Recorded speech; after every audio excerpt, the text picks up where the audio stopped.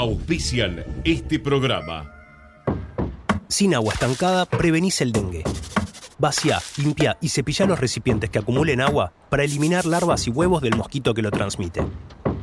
Encontrá más recomendaciones en buenosaires.gov.ar/dengue. Buenos Aires Ciudad. Vamos por más.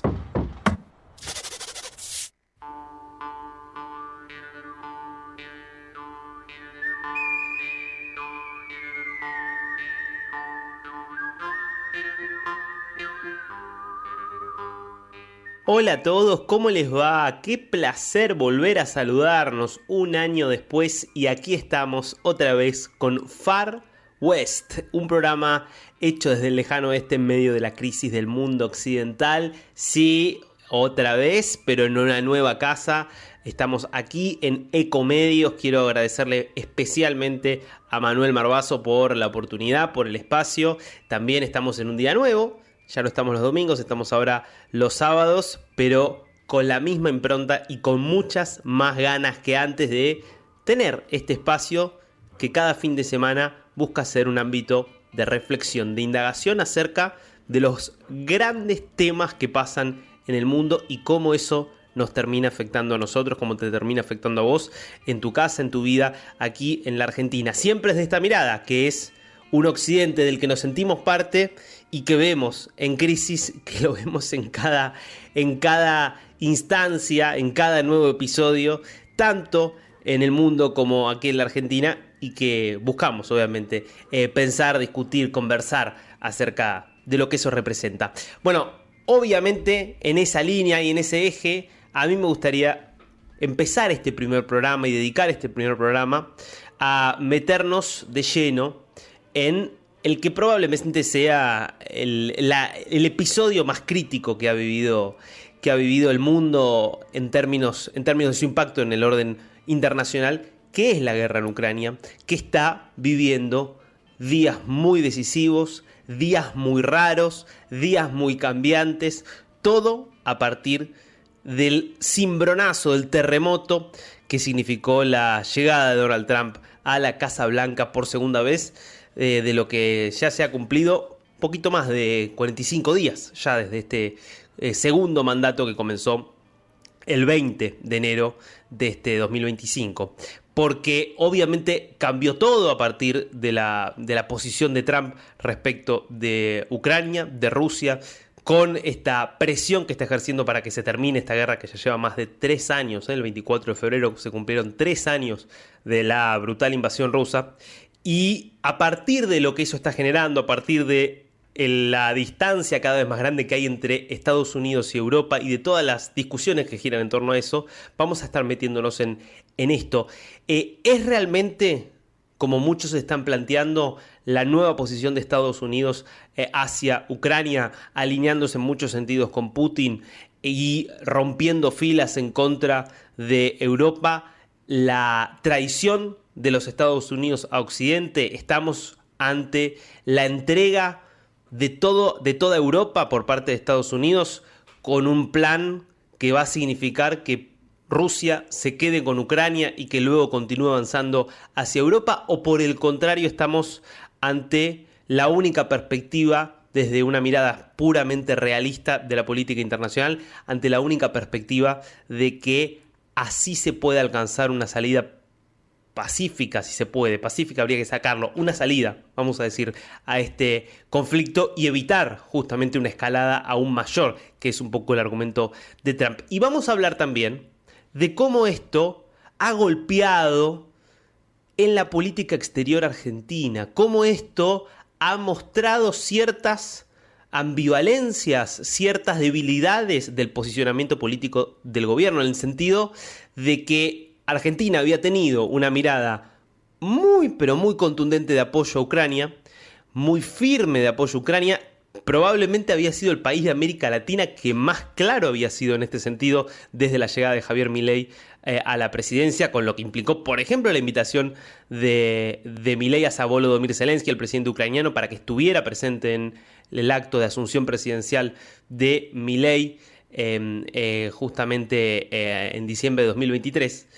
Y que, claro, a partir del cambio de postura de los Estados Unidos, significó también un cambio de postura de la Argentina. Así que después vamos a estar hablando de eso también, de cómo de alguna manera esto expuso un punto débil tal vez de la política exterior argentina, pero eso en un ratito. Vamos a adentrarnos en serio, de fondo, en lo que se está planteando por estas horas, donde si uno analiza el discurso que viene desde los principales medios de comunicación de Occidente, de Estados Unidos, de Francia, de Alemania, de España, de cualquier lugar, de cualquier capital latinoamericana, si uno escucha un poco entre líneas el discurso de muchos de los líderes europeos, estaríamos asistiendo a partir de este cambio tan radical de posición de Trump a la entrega básicamente de Ucrania y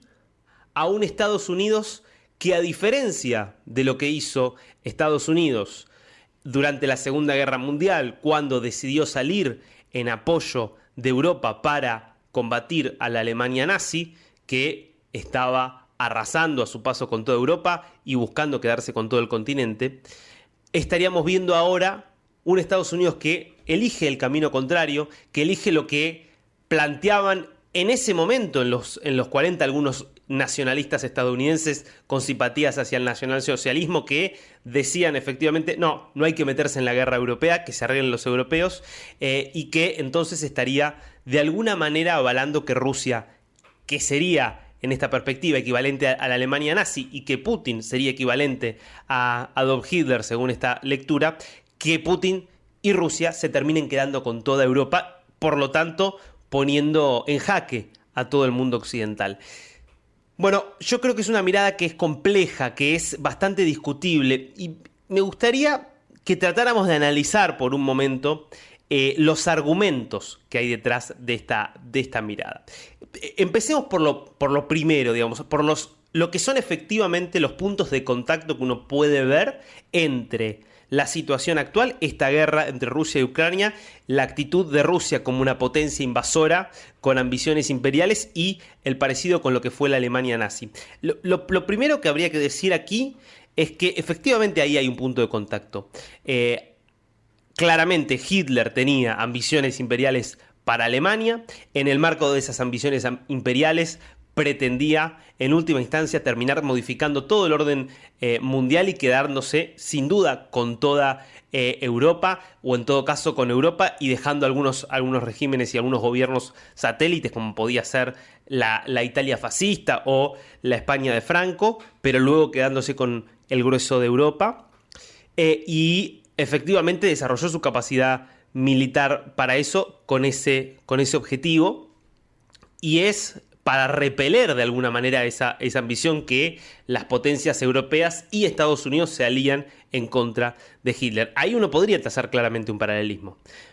Vladimir Putin y Rusia son efectivamente potencias, estamos hablando de una potencia muy fuerte, que tiene claramente ambiciones imperiales, que de alguna manera hay una fantasía de reconstruir cierto imperio y cierta primacía internacional que Rusia perdió en los últimos años, y en esa misma línea es una violación absoluta de la soberanía ucraniana, lo que fue la invasión que primero empezó en 2014 con la anexión de Crimea y la ocupación por fuerzas separatistas de las regiones del este de Ucrania, de lo que se conoce como el Donbass, y mucho más la invasión ya a gran escala que se desarrolló desde el 24 de febrero de 2022. Entonces, allí sin dudas hay un punto de contacto. Ahora, me parece que hasta ahí llegan las comparaciones, porque después empieza a haber ya una mirada un poco, me parece, distorsionada. ¿En qué sentido?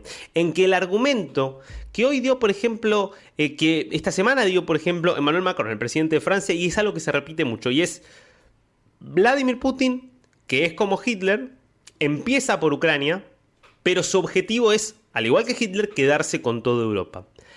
¿Es así? Bueno, es bastante debatible ese argumento. ¿En qué sentido es un argumento debatible?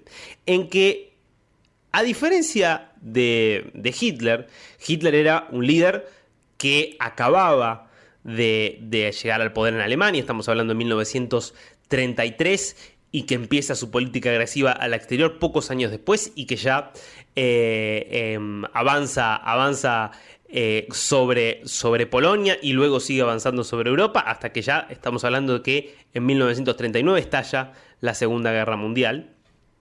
Acá estamos hablando, en cambio, de un líder como Putin que está en el poder desde hace 25 años. Y que si queremos tomar como fecha la invasión, ya estaba en el poder desde hace 22 años. Es decir, hay una trayectoria que nosotros podemos trazar muy claramente de Putin que muestra que puede tener ciertas ambiciones, imperiales, pero que difícilmente permitan plantear que esas ambiciones no registran en límite ningún límite. ¿Y en qué sentido lo podemos ver esto? Bueno, entre otras cosas en que Putin ha decidido hasta acá mantenerse firme en la idea de no atacar ningún país que sea miembro de la OTAN. Entre otras cosas, la decisión de invadir Ucrania, que insisto, es una decisión aberrante, injustificable, que responde solamente a cuestiones imperiales, pero dicho eso, es una decisión que se toma entre otras muchas razones para evitar la incorporación de Ucrania a la OTAN, lo que justamente habría significado que Rusia no pudiera invadirla. Cuando los nazis invaden Polonia y luego invaden Francia y continúan con su marcha, no existía la OTAN. No había una alianza atlántica comparable. No había allí un registro de que se exponían de alguna manera a una guerra total. Y en todo caso, si estaba ese registro, que rápidamente Hitler se dio cuenta que eso iba a desatar una guerra total, estaba totalmente dispuesto Hitler a ir hasta las últimas consecuencias en esa guerra mundial. Al punto de que Hitler, cuando se da cuenta que perdió la guerra, se suicida. Es decir, había una posición absolutamente maximalista por parte de Hitler que planteaba la idea del todo o nada. Es evidente que eso no está, por lo menos según la información y lo que podemos ver hasta hoy, eso no está presente en Putin. Putin se ha demostrado en los más de 25 años que hace que está en el poder como un líder bastante pragmático, que ha sabido calcular y recalcular. La propia invasión a Ucrania lo muestra. La idea original era llegar a Kiev y destituir al gobierno, derrocar al gobierno de Zelensky y poner allí un gobierno títere. Cuando se encuentra con una resistencia ucraniana mucho mayor a la esperada, Rusia se termina replegando y se termina acomodando a nivel militar, básicamente en un territorio que representa aproximadamente el 20% del territorio ucraniano y que está repartido en el sur y en el este de Ucrania, básicamente en las zonas que son fronterizas con Rusia. Ahí hubo una posición pragmática que va en línea con muchas otras decisiones pragmáticas que ha tomado Rusia en estos años, que contrasta con Hitler. En esa misma línea es que claramente Putin ve como un límite un enfrentamiento con la OTAN porque sabe que sería muy peligroso un enfrentamiento con la OTAN. De la misma manera, hay que decir que Putin es un dictador brutal y terrible, pero que está enmarcado en otros dictadores y en una larga historia de dictadores de Rusia y de otras regiones del mundo que también han sido terribles, que han asesinado opositores, que han asesinado han buscado asesinar a otros pueblos y han buscado de alguna manera hasta borrar las identidades de otros pueblos. Y uno puede ver las cuestiones, por ejemplo, por las que hoy tiene un pedido de captura de la Corte Penal Internacional Putin, que es haber separado a niños ucranianos de sus familias, niños que viven en todas las regiones ocupadas por Rusia de Ucrania y que fueron separados de sus familias y enviados a Rusia en un claro intento de borrarles la nacionalidad y la identidad ucraniana y convertirlos en rusos. Ahora, eso que es aberrante, que es injustificable, tampoco es comparable a la magnitud de la locura nazi, que es única en la historia de la humanidad. No es comparable a los campos de concentración que eran literalmente máquinas de la muerte. Máquinas diseñadas para exterminar por completo a una población de la faz de la Tierra. Cuando hablamos del asesinato de 6 millones de judíos por parte de los nazis, que deliberadamente desde el primer momento buscaron el exterminio de los judíos, a quienes eligieron como un chivo expiatorio al que había que erradicar, bueno, realmente se abocaron a ese plan y estuvieron muy cerquita de cumplirlo con éxito. Es imposible comparar a Putin, que insisto, es un dictador brutal, con esa práctica. Por eso mismo, la urgencia y la necesidad de parar a Hitler era necesariamente una cuestión probablemente de vida o muerte para el mundo. Porque era la idea de la instauración de la cultura del aniquilamiento, de la lógica del exterminio, lo que se imponía con Hitler. Algo que, insisto, nunca habíamos visto a ese nivel en la historia de la humanidad y nunca volvimos a ver, por lo menos no en una potencia del poder de Alemania. Putin, en cambio, está mucho más en la línea de otros dictadores brutales que asesinan personas, por supuesto, pero que al mismo tiempo habría que matizar el riesgo que representan para la humanidad. Que son un riesgo, lo son. Que son un riesgo para Occidente, no hay dudas. Pero no es un riesgo comparable al de Hitler y de la Alemania nazi. Y calcular los riesgos es clave cuando uno plantea un curso de acción frente a una amenaza. Si se trata de una amenaza absolutamente existencial, si la amenaza es tan grande que uno evalúa que hay un riesgo altísimo de que esa persona, ese país, esa potencia amenazante termine con mi propia destrucción y la de mi país, evidentemente yo voy a tener que estar dispuesto a todo con tal de contener esa amenaza. Ahora, si la percepción de la amenaza es menor y es una percepción de una amenaza que potencialmente podría lastimarme en el futuro, pero que no tengo certeza de que vaya a ser así, y que si yo hago una lectura más o menos racional y pragmática, digo, la probabilidad de que esa amenaza termine con mi exterminio es muy baja, bueno, entonces yo calculo otro tipo de estrategias, porque tengo que estimar los costos que tendría enfrentarme abiertamente a esa amenaza y buscar erradicarla. Y justamente esa estimación de costos y riesgos me lleva al otro punto central. Y es que en la Segunda Guerra Mundial no había armas atómicas, no había bombas atómicas. En este mundo del siglo XXI es un mundo donde hay bombas atómicas repartidas entre muchos países. En realidad muchos es una exageración, pero tenemos un puñado de 7-8 países que tienen armas atómicas. Y Rusia es el que más tiene de todos ellos. La Alemania nazi no tenía. La primera bomba atómica, las dos primeras obviamente, fueron en Hiroshima y Nagasaki, ya hacia el final de la Segunda Guerra y disparadas por los Estados Unidos.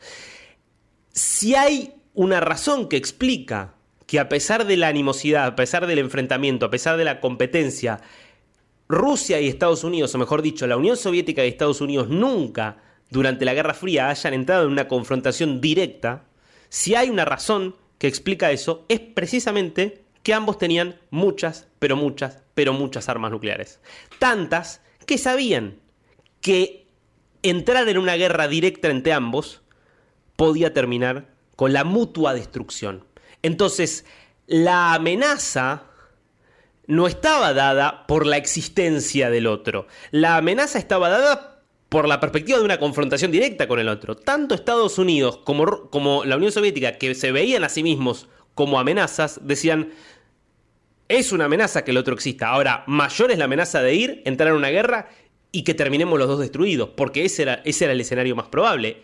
Bueno, eso explica que las bombas nucleares hayan sido, con toda su capacidad destructora, al mismo tiempo, grandes elementos de disuasión del conflicto.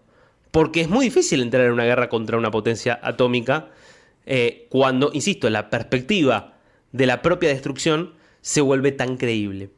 Entonces, aquí hay muchos líderes europeos, muchos líderes de opinión y líderes políticos que están planteando esta idea según la cual estaríamos ante una especie de tercera guerra mundial inminente, donde Putin sería como Hitler y Rusia sería como la Alemania nazi, y donde si no se lo frena a Putin en Ucrania, lo que va a terminar pasando es que luego de conquistar Ucrania va a seguir su avance hacia el oeste, va a seguir conquistando países, entonces después se meterá con Polonia, después se meterá con Alemania, después se meterá con Francia y terminará conquistando toda Europa en esa guerra mundial. Esa sería la lectura.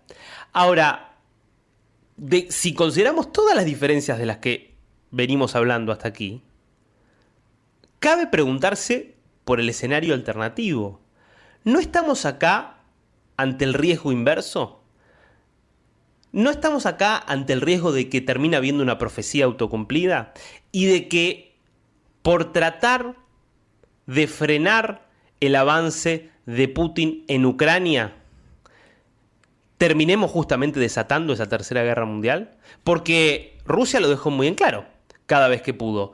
Los ataques de Ucrania contra territorio ruso con apoyo occidental son vistos como un ataque directo de los países de la OTAN hacia Rusia. Y Rusia está dispuesto entonces a responder, incluso con armas nucleares, frente a esos ataques. Muchos pueden decir, bueno, es un blef, está mintiendo, y probablemente sea así. Ahora, si Rusia se siente realmente amenazado por ese avance en el apoyo militar a Ucrania para evitar que Rusia se quede con todo el país, si se ve cada vez más amenazado, bueno, no sé si estaría bueno ver qué estaría dispuesto a hacer Putin en ese escenario. Ahora, la realidad es que tampoco estamos en el día cero de la guerra. Me parece que nadie duda desde la perspectiva occidental en que había que apoyar a Ucrania al comienzo de la guerra y que gracias a ese apoyo, principalmente de Estados Unidos y de Europa, Ucrania pudo resistir, y un país que iba camino a perder la totalidad de su territorio, hoy puede retener el 80% de su territorio aproximadamente. Ahora, 3 años después, lo que estamos viendo es que Rusia tiene una ventaja militar en una guerra de desgaste frente a la cual es muy difícil que Ucrania pueda resistir, porque Rusia tiene más personas, más ejército, más armamento, más municiones y tiene más tiempo. Ucrania tiene menos de todo eso y además no depende de sí misma. Depende del apoyo de Europa y de los Estados Unidos. Un apoyo que Estados Unidos ya dejó en claro, no se lo va a seguir dando.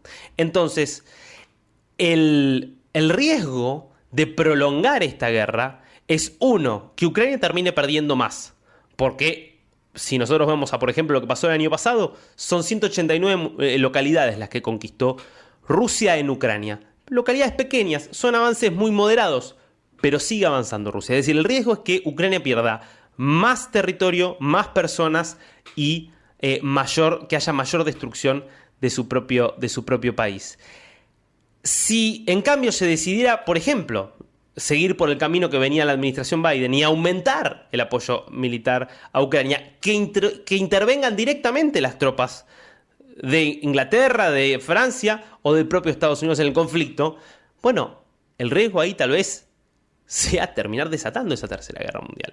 Ahora, si fuera posible detener y congelar el conflicto en este estado, si fuera posible garantizarle a Ucrania que no va a perder más de lo que ya perdió, si fuera posible garantizar asistir a Ucrania de modo tal que para Rusia sea muy difícil, después de un hipotético cese del fuego, volver a invadir Ucrania.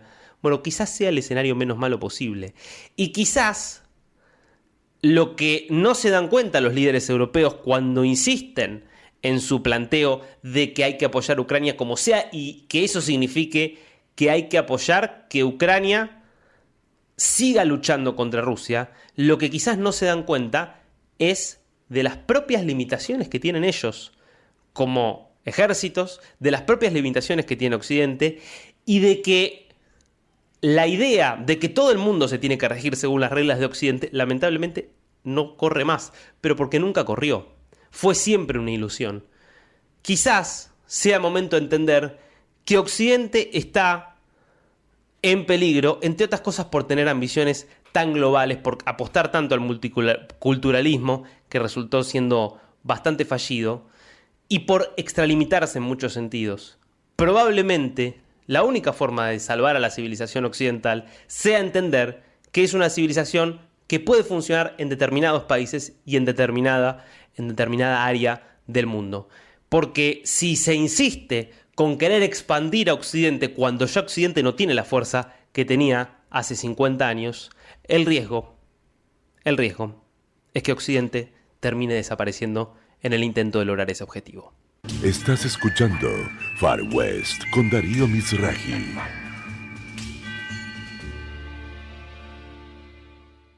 Ecomedios.com AM1220. Estamos con vos. Estamos en vos. Hola, Facu.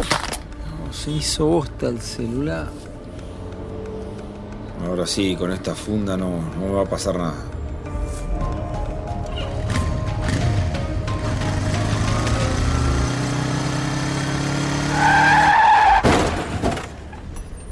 Uy, qué palo, y encima sin casco. Se preocupó tanto por el celular y no por su cabeza. El último año, más de 1.500 motociclistas, en su mayoría jóvenes, murieron por no usar casco. Vos, que tenés cerebro, usalo.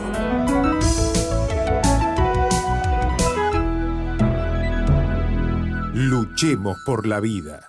Podés vernos en vivo en ecomedios.com. Contenidos audiovisuales. Conectate con nosotros. Contestador 5 254 2353. Estás escuchando Far West con Darío Mizrahi.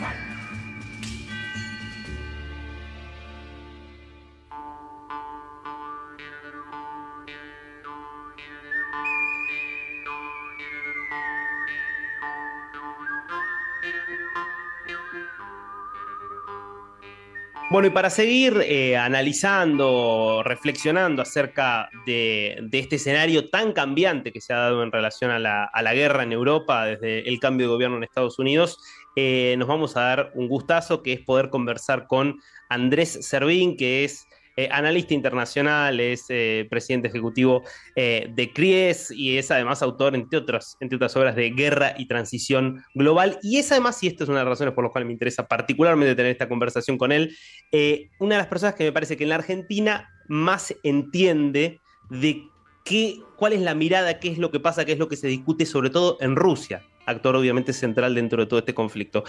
Andrés, un enorme placer saludarte. ¿Cómo estás? ¿Cómo estás, Darío? Muchas gracias por la invitación. Encantado de estar en el programa. Por favor. Bueno, a ver, me gustaría arrancar con una pregunta más bien abierta. ¿De qué estás viendo de lo que está pasando en este conflicto? Digo, ya son más de 3 años de la guerra y evidentemente estamos en una vorágine en las últimas semanas donde parece que todo el tiempo se está ante un vuelco, obviamente todo con lo que implicó el cambio radical de postura de los Estados Unidos, pero con el propio Zelensky, que el viernes de la semana pasada salía de la Casa Blanca de la forma en la que salía, pero que luego hizo una suerte de recálculo bastante importante con las posiciones que está planteando Europa. ¿Qué estás viendo de todo esto? Mira, yo lo que estoy viendo es algo que se venía anticipando, es decir, nosotros publicamos con unos colegas colombianos, y bueno, de todos lados en realidad lo publicamos en Colombia, un libro sobre el desorden mundial. Es decir, lo que estamos viendo es que crecientemente las reglas de juego establecidas con el sistema Bretton Woods y después de la Segunda Guerra Mundial no estaban funcionando. Había un cuestionamiento a eso. Desde luego el cuestionamiento venía principalmente de lo que entre comillas podríamos llamar el sur global, pero encabezado por Rusia y China. Y a esto se ha sumado ahora, y por eso la vorágine, yo creo, la política desarrollada por Trump desde que asumió la presidencia. Entonces, lo que estamos viendo es que hay un reordenamiento global en donde lo que se plantea es que se redistribuyan las zonas o esferas de influencia de los actores más poderosos. En este caso, es una visión bastante tripartita o tripolar, porque desde el punto de vista estadounidense, porque se está hablando de Estados Unidos, Rusia y China, y en ese marco todos los otros actores parecen estar subordinados a las decisiones impulsadas por su capacidad, por su fuerza, de estos tres principales actores. Entonces, en ese contexto, parece que la posibilidad de interlocución que se abre entre Trump y Putin, o entre el gobierno de Estados Unidos y el gobierno de Rusia, ignora olímpicamente a otros actores menores, particularmente en el caso de Trump, en donde además están poniendo en cuestión a la OTAN y a la Alianza Transatlántica, y la verdad que el interés por sus aliados europeos va desapareciendo. Y en ese contexto, bueno, ubicamos como un pequeño elemento más, y yo digo pequeño porque es un mosaico extremadamente complejo, toda la situación con Ucrania, en donde yo creo que sí, Zelensky percibió equivocadamente, quizás alentado por los europeos, que era una pieza clave de cualquier tipo de situación en la guerra con Rusia. Y bueno, lo que hemos visto es que en realidad no es una pieza clave, sino que se ha vuelto una pieza secundaria, porque el eje de la discusión es el eje de la relación Rusia-Estados Unidos y cómo está cambiando. Y me parece interesantísimo y aparte la idea del desorden, ¿no? Como regla del orden internacional, ¿no? Valga la contradicción, me parece una clave interesantísima para leer este momento. Me interesa tu opinión de cómo ves un argumento que acá aparece en espejo entre Estados Unidos y Europa. A ver qué estás viendo vos. Uno escucha a Donald Trump y se lo dijo Trump a Zelensky en el Salón Oval. Vos estás jugando con la posibilidad de una tercera guerra mundial, ¿no? Y el argumento es, obviamente, si nosotros te apoyamos militarmente mucho más y enviamos tropas y vamos a entrar en guerra con Rusia, y eso puede terminar en la tercera guerra mundial. Por eso es que nosotros tenemos que terminar este conflicto y acercarnos, o por lo menos entendernos con Rusia. Del otro lado, uno escucha el argumento europeo y algunos más explícitamente, otros más implícitamente dicen, no, esto es al revés. Acá estamos en un escenario similar al de la Segunda Guerra Mundial, y acá, si Estados Unidos no apoya a Ucrania y a Europa como sí lo hizo en la Segunda Guerra Mundial, lo que va a terminar pasando es que Rusia va a poder hacer lo que no pudo Hitler y va a terminar avanzando sobre el resto de Europa. ¿Cómo ves de alguna manera estos dos argumentos? Mira, el argumento europeo es un argumento que creo que está lastrado de una visión de lo que fueron las grandes potencias coloniales europeas, ¿no?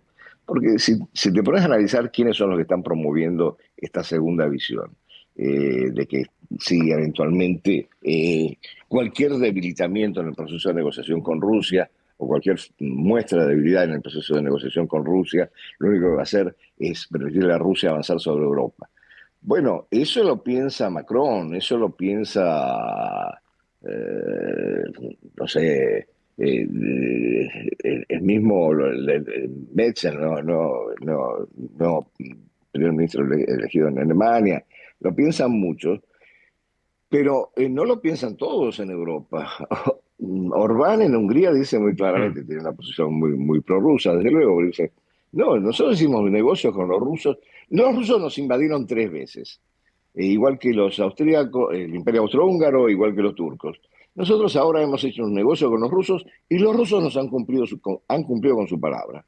Entonces, hay posiciones muy contradictorias entre la Unión Europea, y yo creo que, insisto, hay mucho que está siendo anclado en un pasado de cuando eran potencias, y ya no lo son, en el caso particularmente de Francia, Gran Bretaña y quizás hasta cierto punto también Alemania. Entonces, poner de acuerdo a todo ese conjunto de actores dentro de la Unión Europea sobre cómo seguir con esto, en términos de una inversión extremadamente fuerte, no solamente en cuanto a política exterior, que necesitan ponerse de acuerdo, sino en términos de seguridad y defensa, bueno, yo lo veo bastante problemático, y eso lo dicen muchos analistas.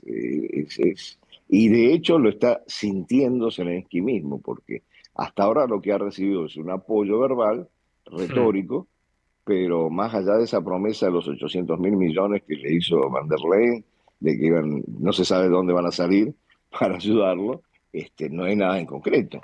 Entonces, el escenario europeo pasa a ser un escenario secundario, volviendo a lo que hablábamos al principio, en este proceso de reconfiguración del orden mundial.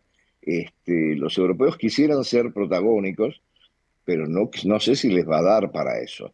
Los protagonistas van a ser los tres grandes actores que señalaba antes, y en todo caso, a partir de ahí es que se va a reordenar de alguna manera, y no digo con normas establecidas ni con reglas de juego establecidas, a reordenar el mundo en función de cómo se da la relación entre los tres. Insisto mucho entre los tres porque desde luego la iniciativa de Trump apunta también a debilitar la muy estrecha Claro. relación de Rusia con China. Porque Y digamos China, que, perdón, no digo, porque digamos eh, que uno de los grandes efectos que tuvo la posición de Estados Unidos hacia Rusia por Ucrania fue estrechar muchísimo el vínculo entre Rusia y China, mucho más que probablemente en ningún otro momento de la historia. sí, fíjate que Rusia lo ha tenido claro desde el principio, hace más de 20 años, inclusive antes de Putin, el canciller Primakov lo planteaba con mucha claridad que Rusia tenía que dejar de mirar a Europa y empezar a mirar a Eurasia.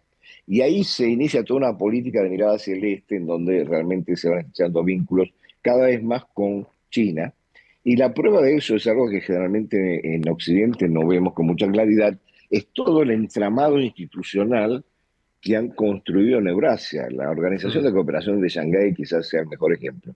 Está liderada en tándem por Rusia y por China y de alguna manera favorece a la consolidación de su espacio en el marco eurasiático, ¿no? Ahora, eso desde luego Estados Unidos, en función de priorizar como objetivo estratégico el enfrentamiento eventual con China, le preocupa y quisiera que Rusia y China no tuvieran ese vínculo tan estrecho, y esto es parte de cómo está actuando en ese sentido, por lo menos eso a mi manera de ver, ¿no?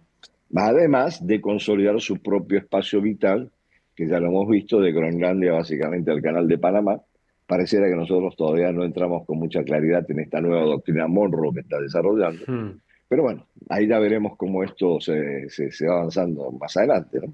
Ahora, volviendo a esta idea europea de que Rusia, digamos, si Estados Unidos deja de apoyar a Ucrania, Ucrania termina cayendo completamente bajo las manos de Rusia y Rusia podría seguir avanzando hacia el oeste. ¿Le ves algún asidero a este planteo? A ver, yo lo he conversado con algunos amigos, analistas también. Y la gran pregunta es si, a ver, ¿Rusia tiene aspiraciones de avanzar sobre Finlandia? ¿Rusia tiene aspiraciones de avanzar sobre Suecia, para decirte los dos nuevos miembros de la OTAN que están ahí? Bueno, quizás lo que Rusia quiere es una garantía de seguridad que en su frontera no esté la OTAN.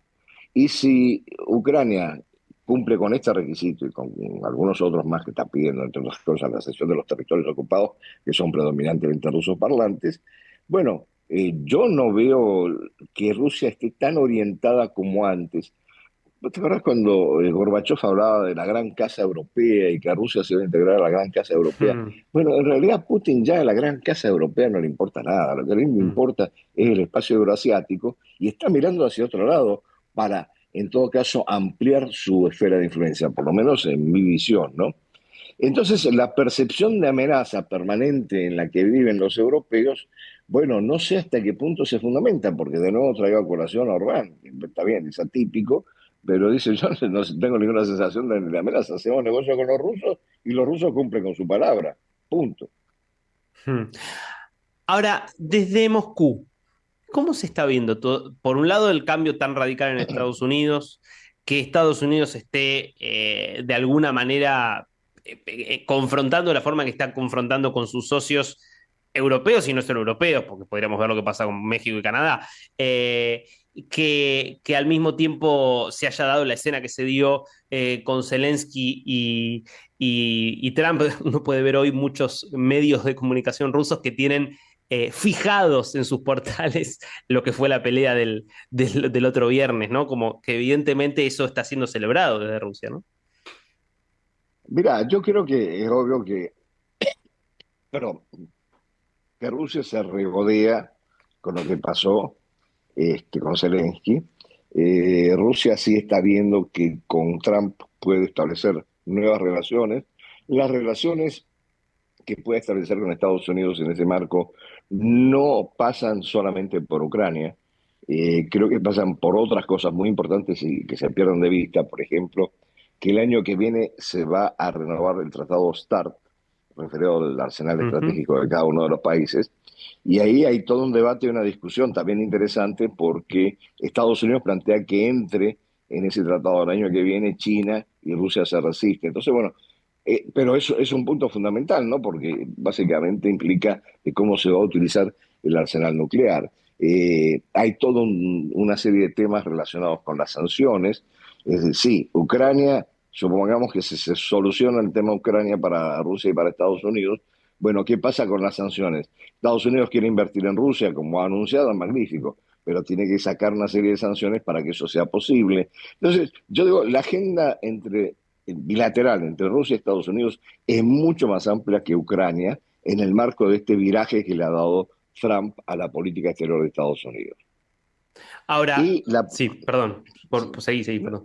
no, quizás el otro agregado, pero muy breve, es que en Rusia, cuando uno lee a los analistas rusos, no todos están convencidos de que primero que va a haber un cese al fuego y que se va a avanzar un acuerdo con Ucrania, y algunos creen que esto va a continuar porque un cese al fuego no le resuelve nada a Rusia. Lo que necesitan es un acuerdo de paz con garantías para Rusia de que Ucrania no se vuelva una amenaza. Hmm. ¿Y eso lo ves viable que se pueda llegar a ese tipo de acuerdo? ¿Cómo imaginas la ingeniería para que se llegue a ese acuerdo? Mira, es una ingeniería extremadamente compleja. Yo creo que toda eh, este planteamiento muy ilusorio que hizo Trump de que en 24 horas resuelve el Sí. problema de Ucrania, bueno, no deja de ser eso, ilusorio. En realidad requiere de muchas negociaciones a muchos niveles muy complejos. Por eso insisto mucho que lo que pesa en eso es la relación bilateral Estados Unidos-Rusia y lo demás de alguna manera se va subordinando, incluyendo el posible acuerdo de paz con Ucrania, porque entra en una agenda mucho más amplia. Yo quiero insistir sobre eso, es decir, Ucrania ha dejado de ser el eje, como lo era en el caso de Biden, de la relación con Rusia, para ser, bueno, un elemento más dentro de un mosaico muy complejo de vínculos que se están tratando de impulsar de nuevo tipo entre Rusia y Estados Unidos. Hmm. Quiero volver a este escenario que planteabas y que se está hablando mucho en estos días de una idea que anida dentro de Estados Unidos hoy de volver a un mundo de esferas de influencia, donde, bueno, claramente este mundo tripartito al que hiciste referencia varias veces, donde de alguna manera Europa queda un poco descolgada. En esa mirada, a Estados Unidos si quisiera de alguna manera reforzar su propia área de influencia, ¿no es peligroso desde la perspectiva estadounidense enajenar el apoyo de Europa Occidental y de alguna manera dejar de ser también referencia para Europa Occidental? ¿No hay un riesgo ahí desde la estrategia estadounidense? Yo creo que sí hay un riesgo, particularmente en una relación establecida desde tantos años después de la Segunda Guerra Mundial, tan sólida y que mal que bien ha funcionado, pero ha funcionado porque lo ha aceitado con dinero y con iniciativas Estados Unidos. Cuidado, que la OTAN es producto justamente de eso. Entonces, sí, la desaparición de un socio relativamente importante como la Unión Europea puede ser riesgoso para lo que es el diseño de la política exterior y los objetivos estratégicos de Estados Unidos. Habría que ver qué es lo que piensa Trump al respecto, porque como Trump todo lo reduce finalmente a una cuestión de carácter comercial o económico, dice, bueno, estos me están costando demasiado, para ser aliados Mm, míos me están dando muy poco. Y eso lo va a hacer no solamente con los europeos, eventualmente en la confrontación en el Indo-Pacífico con China, va a hacerlo también con otros socios. Es decir, bueno, ¿cuánto me está costando tenerle a este de socio? ¿Me está resultando esta alianza, este vínculo? Bueno, no sé. Esa es la mentalidad transaccional, obviamente, de Trump, de la que todo el mundo está hablando.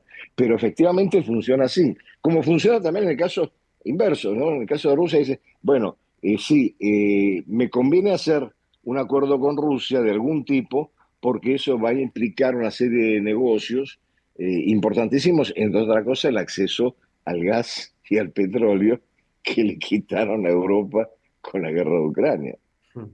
Claro. Andrés, te hago una última pregunta y no te robo más tiempo, No, con mucho gusto. agradeciéndote tu gentileza. Me voy un poquito del conflicto en Ucrania y te quiero preguntar por América Latina y esta mirada de esta nueva doctrina Monroe que viene con Trump y esta idea de un Estados Unidos que va desde Groenlandia hasta el Canal de Panamá. ¿Te parece la estrategia de fondo ahí? ¿Y cómo ves la reacción de alguna manera de la región frente a esa nueva estrategia de Estados Unidos? Bueno, a ver, en el fondo Estados Unidos sí, digamos, si puede ganarse algún tipo de aliados que impliquen en esa visión transaccional algún tipo de rentabilidad desde el punto de vista económico, en términos de negocios, hacia el cono sur lo va a hacer. Desde el punto de vista ideológico, yo creo que ya no le importa poco y nada, pero Marco Rubio sí tiene una visión extremadamente ideológica. Por eso, por ejemplo, lo que ha pasado con la retirada de Chevron de Venezuela, ¿no? Que deja a Venezuela con un tercio de su producción petrolera afectado por la salida de Chevron. Entonces, la no autorización a que Chevron siga operando, bueno, tiene un impacto sobre Venezuela. Pero no va a haber una campaña, yo creo, anticomunista, del tipo de que, bueno, vamos a sacar a Díaz-Canel, a Maduro y a Ortega. Vamos a dejarlos morir por su propia muerte lenta, y con los demás, con los que podamos hacer negocio bien, y con los que no, porque de todas maneras, ya hace rato que América Latina dejó de ser importante para Estados Unidos, hasta el Canal de Panamá, por lo menos. Y desde el punto de vista de América Latina, perdón, de nuevo, está el factor de quiénes son los que tienen algún tipo de capacidad de proyectar iniciativas de otro orden. Yo creo que en eso Brasil es un factor muy importante. Brasil trata de mantener una actitud, para decirlo de la manera más diplomática, contenida frente a Trump. Brasil tiene detrás suyo también un paquete que hay que ver cómo se desarrolla, que es el rol de los BRICS en este nuevo orden internacional que se va a avanzar en el futuro. Bueno, el paquete del cual la Argentina perdió el tren porque no entró en los BRICS cuando Brasil hizo lo posible para que entrara. Bueno, en fin, estamos en una situación al sur del Canal de Panamá, de todas maneras, de una heterogeneidad y una incapacidad. Yo diría que inclusive peor que la de los europeos, en el sentido de hablar con una voz única. Todo lo que han sido los proyectos de integración, bueno, y de solo pensar en la CELAC y en el estado en que está la CELAC, uno dice, bueno, pero ¿cuál es la capacidad de reacción de la región en su conjunto, no? Clarísimo. Andrés Servín, realmente un placer escucharte. Muchísimas gracias por este tiempo con Far West. No, gracias por la invitación, Darío. Siempre con un gran gusto poder hablar de estas cosas con vos. Un abrazo. Un abrazo. Estás escuchando Far West con Darío Mizrahi.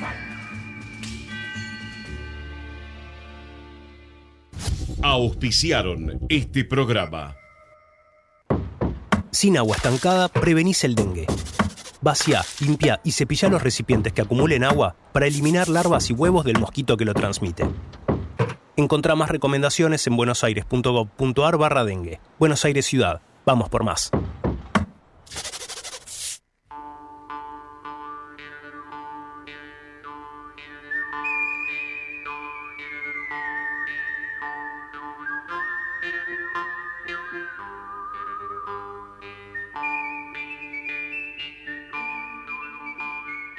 Y estamos llegando ya a la parte final de este primer programa de la segunda temporada de Far West, el primero aquí por el Dial de Ecomedios, y me interesaría mucho cerrar con algo que habíamos prometido al comienzo de este programa, con una reflexión acerca de cómo este nuevo escenario que se ha planteado en torno a la guerra entre Rusia y Ucrania, este cambio radical de este desorden global, como nos decía recién Andrés Servín, que generó el desembarco de Donald Trump en la Casa Blanca, cómo esto ha impactado en la Argentina y sobre todo en la política exterior en Argentina, que quedó de alguna manera al desnudo a partir de este cambio de posición.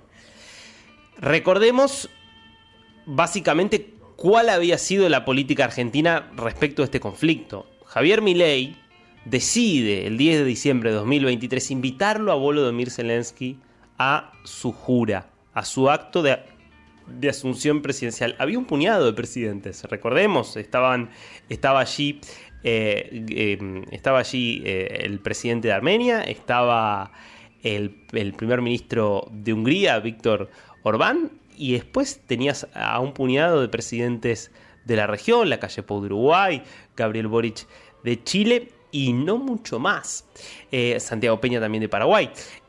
Quiero decir, la presencia allí de Zelensky tuvo un impacto simbólico muy fuerte, porque pensemos que todos los otros países importantes de América Latina, en términos económicos, de población, en términos de importancia regional, habían tenido posiciones bastante lejanas de las de Ucrania, por no decir abiertamente prorrusas. Digo, Brasil es aliado de Rusia, estuvo siempre en una neutralidad favorable a Rusia. México, aliado también de Rusia, en la misma posición. Colombia, durante el gobierno de Gustavo Petro, criticó algunas cuestiones, pero siempre muy en esa política tan particular y esa interpretación de la realidad mundial tan particular que tiene Petro, también siempre en esa línea. Y el gobierno anterior de la Argentina, el gobierno de Alberto Fernández, si bien condenó la invasión, tampoco fue particularmente pro-ucraniano. Por eso fue un vuelco muy importante y por eso Zelensky decide aceptar la invitación de Milei. Y eso se vio en votaciones en la ONU, se vio en un activismo muy fuerte de Argentina en la escena internacional, coherente con el discurso del gobierno, la verdad, de defender y de plantear una política exterior alineada con las democracias liberales y enfrentada con las dictaduras, comunistas o no. Claro, esto había estado vigente incluso después del cambio de gobierno en los Estados Unidos, porque justamente al día siguiente de la asunción de Donald Trump, Trump asume el 20 de enero de este 2025, un día después, en el foro de Davos, Suiza, Milei se reúne en una parte con Zelensky, se abraza, le dice mi amigo, le dice Milei. Zelensky también en más de una ocasión se había referido a Milei, con quien había desarrollado un vínculo muy cercano. Y eso cambia radicalmente a partir de que Trump hace oficial una posición de mucha cercanía con Rusia, que lo lleva a hacer algo que la verdad que, más allá de que se pueda entender en términos estratégicos la posición de Estados Unidos de querer evitar un conflicto mayor con Rusia y de considerar que el mal menor en esta instancia es detener esta guerra en este punto. Eso, insisto, se puede entender y hay muchos argumentos para ello, por más que sea injusto para Ucrania. Ahora, lo que es una ignominia es acusar a Zelensky de dictador, porque cuando se lo acusa a Zelensky de dictador y no se dice nada de Putin, bueno, estamos hablando de un sinsentido y de un desbalance realmente difícil de aceptar. Y fue una de las tantas cosas que dijo Trump sobre Zelensky, además de, en muchos casos, seguir al pie de la letra cuestiones de la propaganda rusa respecto de Ucrania. Ahora, eso, por más que sea injusto, insisto, una cuestión innecesaria desde todo punto de vista por parte de Estados Unidos, tiene una lógica desde la mirada estadounidense, que es, a mí me interesa acercarme a Rusia, me interesa eventualmente hacer negocios con Rusia y me interesa parar esta guerra. Digo, hay una lógica geopolítica detrás de eso. Para Argentina no tendría sentido seguir esa misma posición. Por eso hizo tanto ruido que desde ese lugar de tan fuerte apoyo a Zelensky que había mostrado Milei, se pasara directamente a, en la ONU, convertirse en uno de los países que se abstuvo la semana pasada de una votación clave donde lo que se planteaba en la Asamblea General era si apoyar o no un cese del fuego que suponía la retirada de las tropas rusas de Ucrania. Bueno, Argentina, que antes se había manifestado siempre a favor de esas cuestiones, decidió en este punto tomar distancia y abstenerse. Y Estados Unidos fue de los pocos pocos países que junto con Rusia directamente votó en contra de dicha resolución. Claro, la explicación oficial que dio el gobierno, que dio el canciller Gerardo Berten fue, es que nosotros queremos apostar por la paz. Y está muy bien, pero la verdad es que Argentina no necesita. Que Argentina se abstenga, vote en contra, vote a favor, no va a cambiar absolutamente nada. Argentina no tiene peso geopolítico en esta discusión. Ahora, lo que sí genera es que el resto del mundo vea la contradicción, vea la falta de consistencia. Y me parece que de fondo aquí lo que se ve es una decisión del gobierno de prácticamente, yo diría, tercerizar la política exterior. No se puede privatizar la política exterior, pero parecía que aquí hubiera un intento de delegarla en otro actor. ¿En quién? Y en los Estados Unidos. Porque lo que ha pasado desde la asunción de Donald Trump por parte del gobierno y de la decisión del presidente es alinearse completamente no a los Estados Unidos, sino al gobierno de los Estados Unidos.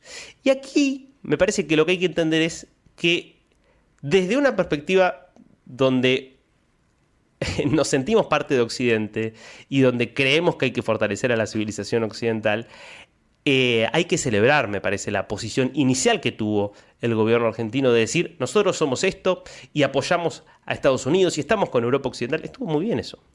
Ahora, eso no significó, cuando Biden era presidente de Estados Unidos, hacer en todas las cuestiones siempre lo que Estados Unidos dijera, sino que había posibilidad de diferenciarse. De hecho, por ejemplo, en la ONU muchas veces cuando eran votaciones vinculadas, por ejemplo, a la agenda ambiental, a la agenda de género, a lo que se conoció como el Pacto 2030, hoy Pacto del Futuro, Argentina votaba diferente a Estados Unidos. Es decir, había un alineamiento general en las grandes cuestiones estratégicas y después la posibilidad de diferenciarse. Bueno, eso es tener una política exterior propia. Cuando se delega la política exterior y se decide directamente hacer por reflejo todo lo que hace o deja de hacer otro país, lo que se termina haciendo es tener una política exterior que es poco consistente y que deja de ser útil como una herramienta para favorecer los intereses de la Argentina. Esto no es que va a hacer fracasar el plan de gobierno, no es que hay que exagerarlo, pero es perder una herramienta que puede ser muy importante el día de mañana para destrabar conflictos, para generar nuevas oportunidades de negocio. Argentina puede tener una política exterior alineada con Occidente y por lo tanto que tome como una referencia muy fuerte la posición de Estados Unidos sin que eso signifique un alineamiento automático al gobierno de los Estados Unidos, que es, por cierto, además, quizás el gobierno más imprevisible en la historia reciente de los Estados Unidos. Y para Estados Unidos la imprevisibilidad puede ser un activo, porque hace creíbles muchas de sus amenazas. Para la Argentina, la imprevisibilidad termina siendo siempre, pero siempre, una falla, una ventaja que se da en un país que realmente no puede dar ninguna ventaja si quiere salir adelante. Bueno, un enorme gustazo haber podido volver a tener estos encuentros semanales. Aquí estaremos obviamente la semana que viene. Les deseo lo mejor. Permítanme hacer un agradecimiento especial, como siempre lo hacemos, a Romina Boyadjian, la productora, mentora y coordinadora de este programa. Sin ella nada de esto sería posible. También a Javier Martínez por todo su apoyo técnico y una vez más a Ecomedios por abrirnos las puertas. La seguimos la semana que viene, ¿les parece? Chao.